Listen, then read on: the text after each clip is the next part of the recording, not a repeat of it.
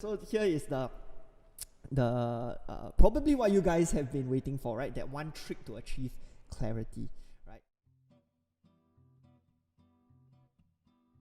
Right? How do you plan your property move with clarity, right? Think 2 steps ahead, right? So don't just think what is my next move and this particular, right? What's the next move? Like I said, right? Can that offer me 2 different potential exit strategies, right? And also this one and then the next one, right? You can jump in to listen to my video on my own portfolio, how Elizabeth and I plan our portfolio. We think 2 steps ahead. We already plan what we want to buy after this property already. Okay, that gives you clarity, that gives you confidence.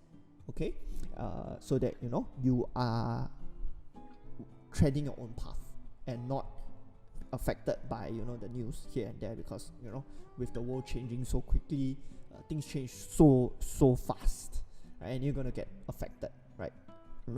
If the market does go into a correction, right, then you're gonna be affected. You're not gonna have the same kind of conviction that you have lah. Okay, be aware of all exit strategies. So like I mentioned, if you're a HDB owner, easily you can have 3 different exit strategies. If you are not aware of the 3, go and find out. You can text me as well. EC owners, private owners, easily 4 or 5 exit strategies that you can have. Okay, visualize the exit. Again, I've always mentioned this. Know who you are going to sell your property to. Who is potentially going to buy the property from you. If you cannot visualize who is going to potentially buy the property from you, you are in trouble.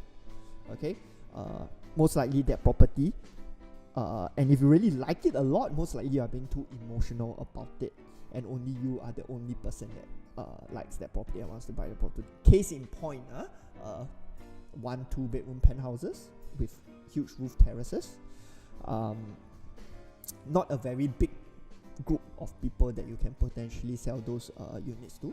Small size development penthouses, right?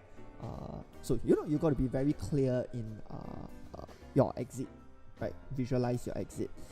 Different from exit strategies, exit strategies different. Do regular health checks. So that is the and not your medical checkup, your own property health check. So it again, right? It puzzles me, right? Your insurance agent comes to you every single year to do a check on your insurance policies. You go for your health check on your body. Okay, of course your body is important, right? But your next biggest asset, your property, nobody has done regular property checks, right? Which is why I've done up that CPF tracker. I do that for all my clients, and then we talk about it. Every year we track that number to see if to prevent ourselves from falling into negative sale, or how do we navigate ourselves out of it lah. So you got to check first, then you know what you can do. Okay.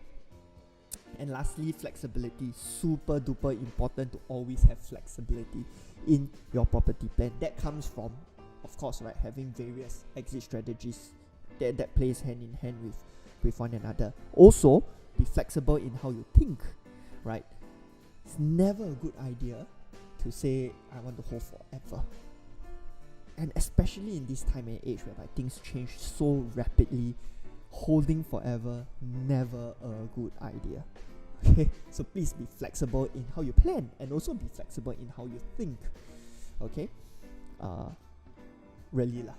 Please be flexible, and please don't say and don't plan that it is going to be your forever, unless of course you are 60 years old, 50, 60 years old. But don't say it forever when you're 30s or in your 40s. The people that come back to me and ask me to sell their house 3 years 3 years after the purchase are the ones that say they want to hold forever. Yeah, so be flexible, please. Okay, so here is the probably what you guys have been waiting for, right? That one trick to achieve clarity, right? I highly recommend you guys go and rank, right? If you are a partner, you have a partner, do it individually first and then come and talk together. There's a very high chance that this is different between the husband and wife, the partners, and that is also the reason why you guys are stuck in moving forward with your property plan. Okay, so go and rank it out. Location, right? How important is location in your property plan? How important is size in your property plan, right? How important is budget? So you got to rank, right? Like I said, you cannot have everything. If you are stuck in your property plan, if you're stuck in your upgrading plan, it's because you probably are looking for every single thing over here. You got to rank it up, right? And so growth is capital appreciation law. So how important is capital appreciation with regards to your property plan? Okay.